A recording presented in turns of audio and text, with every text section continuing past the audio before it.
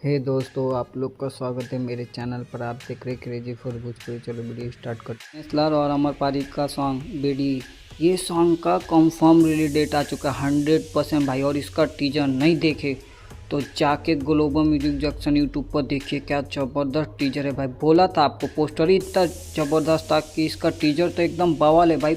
बवाल नहीं, item bomb है, इतना ज़बरदस्त टीजर है। अब बोलते हैं सॉन्ग कब रिलीज होने वाला, बढ़ने से पहले ऐसे ही अपडेट पाने के लिए मेरे चैनल को सब्सक्राइब करके रखो। भोजपुरी का हर खबर सबसे पहले मेरे चैनल पर आता। इसके राइटर है प्यारेलाल यादव और म्यूजिक डायरेक्टर है अभी वर्मा।